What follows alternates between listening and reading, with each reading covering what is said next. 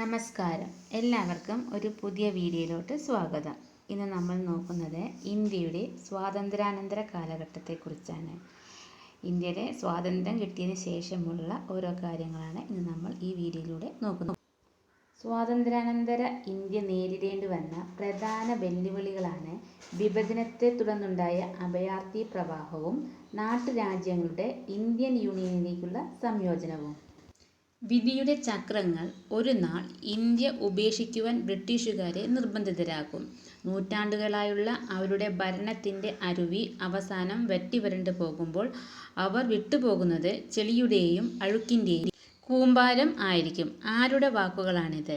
രവീന്ദ്രനാഥ ടാഗോർ. വിധിയുടെ ചക്രങ്ങൾ ഒരു നാൾ ഇന്ത്യ ഉപേക്ഷിക്കുവാൻ ബ്രിട്ടീഷുകാരെ നിർബന്ധിതരാകും. നൂറ്റാണ്ടുകളായുള്ള അവരുടെ ഭരണത്തിൻ്റെ അരുവി അവസാനം വറ്റിവരണ്ടു പോകുമ്പോൾ അവർ വിട്ടുപോകുന്നത് ചെളിയുടെയും അഴുക്കിൻ്റെയും കൂമ്പാരമായിരിക്കും. ഇത് രവീന്ദ്രനാഥ ടാഗോറിൻ്റെ വാക്കുകളാണ്. ഇന്ത്യ വിഭജനം. ഇന്ത്യയുടെ അധികാര കൈമാറ്റം പൂർത്തിയാക്കാൻ വേണ്ടി വന്ന ദിവസം 72 ദിവസം. ഇന്ത്യൻ ഇൻഡിപെൻഡൻസ് ആക്ട് പ്രകാരം 1947 ഓഗസ്റ്റ് 15 വെള്ളിയാഴ്ച ഭാരതം സ്വതന്ത്രമായി. ഇന്ത്യക്ക് സ്വാതന്ത്ര്യം ലഭിച്ച സമയത്ത് ന്യൂഡൽഹിയിലെ കോൺസ്റ്റിറ്റ്യൂവൻ്റ് അസംബ്ലി ഹാളിൽ നടന്ന സമ്മേളനത്തിൽ അധ്യക്ഷത വഹിച്ച വ്യക്തി ഡോക്ടർ രാജേന്ദ്ര പ്രസാദ്. ഇന്ത്യയുടെ അധികാര കൈമാറ്റം പൂർത്തിയാക്കാൻ വേണ്ടി വന്ന ദിവസം 72 ദിവസം. അതുപോലെ 1947 ഓഗസ്റ്റ് 15 വെള്ളിയാഴ്ച ഇന്ത്യൻ ഇൻഡിപെൻഡൻസ് ആക്ട് പ്രകാരം ഇന്ത്യ സ്വതന്ത്രമായി. ഇന്ത്യക്ക് സ്വാതന്ത്ര്യം ലഭിച്ച സമയത്ത് ന്യൂഡൽഹിയിലെ കോൺസ്റ്റിറ്റ്യൂവൻ്റ് അസംബ്ലി ഹാളിൽ നടന്ന സമ്മേളനത്തിൽ അധ്യക്ഷത വഹിച്ചത് ഡോക്ടർ രാജേന്ദ്ര പ്രസാദാണ്. ഇന്ത്യക്ക് സ്വാതന്ത്ര്യം ലഭിച്ച വേളയിൽ ജവഹർലാൽ നെഹ്റു ചെങ്കോട്ടയിൽ നടത്തിയ പ്രസംഗം വിധിയുമായുള്ള ഉടമ്പടി എന്നാണ് അറിയപ്പെടുന്നത്. ഇന്ത്യക്ക് സ്വാതന്ത്ര്യം ലഭിച്ച വേളയിൽ ജവഹർലാൽ ചെങ്കോട്ടയിൽ നടത്തിയ പ്രസംഗം വിധിയുമായുള്ള ഉടമ്പടി. ഈ അർദ്ധരാത്രിയിൽ ലോകം ഉറങ്ങിക്കിടക്കുമ്പോൾ ഇന്ത്യ സ്വാതന്ത്ര്യത്തിലേക്കും പുതുജീവിതത്തിലേക്കും ഉണരുകയാണ് എന്ന് പ്രസംഗിച്ച വ്യക്തിയാണ് ജവഹർലാൽ നെഹ്റു. ഇന്ത്യക്ക് സ്വാതന്ത്ര്യം ലഭിക്കുമ്പോൾ ബ്രിട്ടീഷ് പ്രധാനമന്ത്രി ക്ലെമന്റ് ആറ്റ്ലി. അപ്പോൾ ഇന്ത്യക്ക് സ്വാതന്ത്ര്യം ലഭിച്ച വേളയിൽ ജവഹർലാൽ നെഹ്റു ചെങ്കോട്ടയിൽ നടത്തിയ പ്രസംഗം വിധിയുമായുള്ള ഉടമ്പടി. ഈ അർദ്ധരാത്രിയിൽ ലോകം ഉറങ്ങിക്കിടക്കുമ്പോൾ ഇന്ത്യ സ്വാതന്ത്ര്യത്തിലേക്കും പുതുജീവിതത്തിലേക്ക് ഉണരുകയാണ് എന്ന് പ്രസംഗിച്ച വ്യക്തി ജവഹർലാൽ നെഹ്റു. ഇന്ത്യക്ക് സ്വാതന്ത്ര്യം ലഭിക്കുമ്പോൾ ബ്രിട്ടീഷ് പ്രധാനമന്ത്രി ക്ലെമന്റ് ആറ്റ്ലി. ഇന്ത്യക്ക് സ്വാതന്ത്ര്യം ലഭിക്കുന്ന സമയത്ത് ബ്രിട്ടീഷ് രാജാവ് ജോർജ് ആറാമൻ.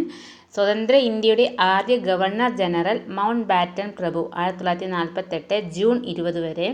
സ്വതന്ത്ര ഇന്ത്യയുടെ ഭാരതീയനായ ആദ്യ ഗവർണർ ജനറൽ സി രാജഗോപാലാചാരി.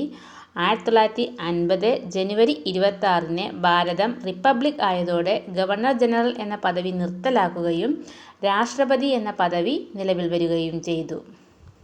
ഇന്ത്യക്ക് സ്വാതന്ത്ര്യം ലഭിക്കുമ്പോൾ ബ്രിട്ടീഷ് പ്രധാനമന്ത്രി ക്ലെമന്റ് ആറ്റ്ലി. ഇന്ത്യക്ക് സ്വാതന്ത്ര്യം ലഭിക്കുന്ന സമയത്ത് ബ്രിട്ടീഷ് രാജാവ് ജോർജ് ആറാമൻ. സ്വതന്ത്ര ഇന്ത്യയുടെ ആദ്യ ഗവർണർ ജനറൽ മൗണ്ട് ബാറ്റൻ പ്രഭു 1948 ജൂൺ 20 വരെ. സ്വതന്ത്ര ഇന്ത്യയുടെ ഭാരതീയനായ ആദ്യ ഗവർണർ ജനറൽ സി രാജഗോപാലാചാരി. 1950 ജനുവരി 26 ഭാരതം റിപ്പബ്ലിക് ആയതോടെ ഗവർണർ ജനറൽ എന്ന പദവി നിർത്തലാക്കുകയും രാഷ്ട്രപതി എന്ന പദവി നിലവിൽ വരികയും ചെയ്തു. സ്വതന്ത്ര ഇന്ത്യയുടെ ആദ്യ പ്രധാനമന്ത്രി ജവഹർലാൽ നെഹ്റു. ഇന്ത്യക്ക് സ്വാതന്ത്ര്യം ലഭിക്കുന്ന സമയത്ത് കോൺഗ്രസ് പ്രസിഡന്റ് JB കൃപാലിനി. അപ്പോൾ സ്വതന്ത്ര ഇന്ത്യയുടെ ആദ്യ പ്രധാനമന്ത്രി ജവഹർലാൽ നെഹ്റു. ഇന്ത്യക്ക് സ്വാതന്ത്ര്യം ലഭിക്കുന്ന സമയത്ത് കോൺഗ്രസ് പ്രസിഡന്റ് JB കൃപാലിനി. അടുത്തത് വിഭജനം പ്രമേയമാക്കിയ കൃതികൾ. സ്വാതന്ത്ര്യം അർദ്ധരാത്രിയിൽ Dominique Lapierre and Larry Collins. Pakistan or partition of India doctor BR Ambedkar. India wins freedom Maulana Abdul Kalam Azad. സ്വാതന്ത്ര്യം അർദ്ധരാത്രിയിൽ Dominique Lapierre and Larry Collins. Pakistan or partition of India doctor BR Ambedkar. India wins freedom Maulana Abdul Kalam Azad. Train to Pakistan Khushwant Singh. India from midnight to millennium Shashi Tharoor. The great partition Yasmin Khan. Sindhu ഗംഗയോട് വിട പറഞ്ഞപ്പോൾ S Shankar. Train to Pakistan Khushwant Singh. India from midnight to millennium Shashi Tharoor. The great partition Yasmin Khan. Sindhu ഗംഗയോട് വിട പറഞ്ഞപ്പോൾ S Shankar. Midnight children, Salman Rushdie. Cracking India, Bapsi Sidhwa. Jinnah, India വിഭജനം സ്വാതന്ത്ര്യം, Jaswant Singh. Midnight children, Salman Rushdie. Cracking India, Bapsi Sidhwa. Jinnah, India വിഭജനം സ്വാതന്ത്ര്യം, ജസ്വന്ത് സിംഗ്. വിഭജനം പ്രമേയമാക്കിയ ചിത്രങ്ങൾ: മേഘദാക്കദാര, ഋതിക് ഗഡ്, train to Pakistan, Pamela Rooks, Garm Hava, M S. Sathyu, Tamas, Govind Nihalani. വിഭജനം പ്രമേയമാക്കിയ ചിത്രങ്ങൾ: മേഘദാക്കദാര, ഋതിക് ഗഡ്, train to Pakistan, Pamela Rooks, Garm Hava, M S. Sathyu, Tamas, Govind Nihalani. വിഭജനത്തെ തുടർന്ന് വർഗീയലഹള നടന്ന സ്ഥലങ്ങൾ: കൽക്കട്ട, ഡൽഹി, നവഖാലി. കൽക്കട്ട, ഡൽഹി, നവഖാലി. നാട്ടുരാജ്യങ്ങളുടെ സംയോജനം: കേന്ദ്രമന്ത്രിസഭയിലെ സംസ്ഥാനങ്ങളുമായി ബന്ധപ്പെട്ട വകുപ്പിന്റെ ചുമതല വഹിച്ചിരുന്ന വ്യക്തി സർദാർ വല്ലഭായ് പട്ടേൽ. സ്റ്റേറ്റ് ഡിപ്പാർട്ട്മെന്റിന്റെ സെക്രട്ടറിയായിരുന്ന മലയാളി വി.പി. മേനോൻ. നാട്ടുരാജ്യങ്ങളെ ഇന്ത്യൻ യൂണിയനിലേക്ക് ലയിപ്പിക്കുന്നതിനുള്ള ലയന കരാർ ഇൻസ്ട്രുമെന്റ് ഓഫ് അസഷൻ തയ്യാറാക്കിയ വ്യക്തികൾ സർദാർ വല്ലഭായ് പട്ടേൽ, വി.പി. മേനോൻ. കേന്ദ്രമന്ത്രിസഭയിലെ സംസ്ഥാനങ്ങളുമായി ബന്ധപ്പെട്ട വകുപ്പിന്റെ ചുമതല വഹിച്ചിരുന്ന വ്യക്തി സർദാർ വല്ലഭായ് പട്ടേൽ. സ്റ്റേറ്റ് ഡിപ്പാർട്ട്മെന്റിന്റെ സെക്രട്ടറിയായിരുന്ന മലയാളി വി.പി. മേനോൻ. നാട്ടുരാജ്യങ്ങളെ ഇന്ത്യൻ യൂണിയനിലേക്ക് ലയിപ്പിക്കുന്നതിനുള്ള ലയന കരാർ തയ്യാറാക്കിയ വ്യക്തി സർദാർ വല്ലഭായ് പട്ടേൽ, വി.പി. മേനോൻ. ഇന്ത്യക്ക് സ്വാതന്ത്ര്യം കിട്ടുമ്പോൾ ഉണ്ടായിരുന്ന നാട്ടുരാജ്യങ്ങളുടെ എണ്ണം 565. ലയനക്കരാർ അനുസരിച്ച് പ്രതിരോധം, വിദേശകാര്യം, വാർത്താവിനിമയം എന്നിവയുടെ നിയന്ത്രണം നാട്ടുരാജ്യങ്ങൾ കേന്ദ്ര സർക്കാരിന് കൈമാറണം. ഇന്ത്യൻ യൂണിയനിൽ ചേരാൻ വിസമ്മതിച്ച നാട്ടുരാജ്യങ്ങൾ: കാശ്മീർ, ജുനഗഡ്, ഹൈദരാബാദ്. ഇന്ത്യക്ക് സ്വാതന്ത്ര്യം കിട്ടുമ്പോൾ ഉണ്ടായിരുന്ന നാട്ടുരാജ്യങ്ങളുടെ എണ്ണം 565. ലയനക്കരാർ അനുസരിച്ച് പ്രതിരോധം, വിദേശകാര്യം, വാർത്താവിനിമയം എന്നിവയുടെ നിയന്ത്രണങ്ങൾ നാട്ടുരാജ്യങ്ങൾ കേന്ദ്ര സർക്കാരിന് കൈമാറണം. ഇന്ത്യൻ യൂണിയനിൽ ചേരാൻ വിസമ്മതിച്ച നാട്ടുരാജ്യങ്ങൾ: കാശ്മീർ, ജുനഗഡ്, ഹൈദരാബാദ്. കാശ്മീർ ഇന്ത്യയിലെ ഏറ്റവും വിസ്തീർണ്ണം കൂടിയ നാട്ടുരാജ്യം. ഇന്ത്യയിലെ ഏറ്റവും വിസ്തീർണ്ണം കൂടിയ നാട്ടുരാജ്യം കാശ്മീർ. കാശ്മീരിനെ ഇന്ത്യൻ യൂണിയനിൽ ലയിപ്പിച്ചത് 1947 ഒക്ടോബർ 26. 1947 ഒക്ടോബർ 26. ഇന്ത്യക്ക് സ്വാതന്ത്ര്യം ലഭിക്കുമ്പോൾ കാശ്മീർ ഭരിച്ചിരുന്ന രാജാവ് രാജാ ഹാരി സിംഗ് ബഹാദൂർ. രാജാ ഹാരി സിംഗ് ബഹാദൂർ. കാശ്മീരിലെ ഇടക്കാല സർക്കാരിന് നേതൃത്വം നൽകിയത് ഷെയ്ഖ് അബ്ദുള്ള. കാശ്മീരിലെ ഇടക്കാല സർക്കാരിന് നേതൃത്വം നൽകിയത് ഷെയ്ഖ് അബ്ദുള്ള. ജുനഗഡ്. ജുനഗഡിലെ അവസാനത്തെ ദിവാൻ ഷാനവാസ് ഭൂട്ടോ.